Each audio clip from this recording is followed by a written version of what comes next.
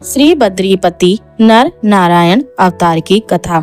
दक्ष कन्या धर्म की पत्नी मूर्ति के गर्भ से भगवान नर नारायण के रूप में प्रकटे। उन्होंने आत्म तत्व का साक्षात्कार कराने वाले उस भगवत आराधन रूप कर्म का उपदेश किया, जो वास्तव में कर्म बंधन से छुड़ाने वाला और नैष्कर्म स्थिति को प्राप्त कराने वाला है।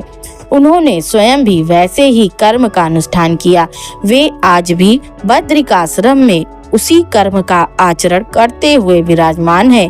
इंद्र ने यह आशंका करके कि ये अपने घोर तप के द्वारा मेरा पद छीनना चाहते हैं, उनका तप भ्रष्ट करने के लिए सदल बल कामदेव को भेजा। उनकी महिमा ना जानने के कारण गर्भ में आकर कामदेव वहां पहुंचकर अप्सरागण वसंत मंद सुगंध वायु और स्त्रियों के कटाक्ष रूपी बाणों से उन्हें बेधने की चेष्टा करने लगा। इंद्र की कुचाल जानकर कुछ भी विस्मय न करते हुए आदि देव नारायण ने उन भय से कांपते हुए कामादि से हंसकर कहा, हे देवांगनाओं, डरो मत, हमारा आतिथ्य स्वीकार करो। उसे ग्रहण किए बिना ही जाकर हमारा आश्रम सुना मत करो।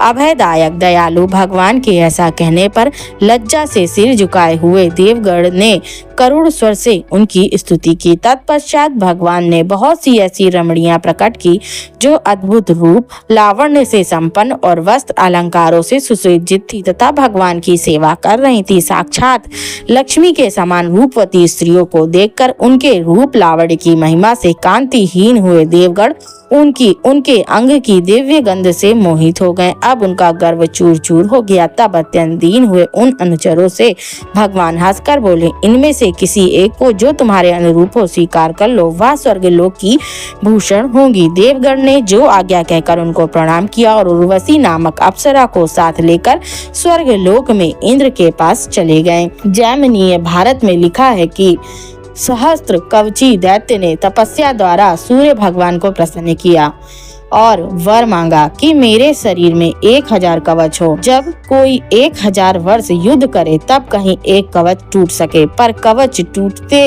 ही शत्रु मर जाए। उसी को मारने के लिए नर नारायण का अवतार हुआ था। एक भाई 1000 वर्ष तक युद्ध करता और एक कवच तोड़कर मृतक सा बन जाता। तब दूसरा भाई उसे मंत्र से जिलाकर और स्वयं 1000 वर्ष युद्ध करके दूसरा कवच तोड़कर मृतक सा बन जाता।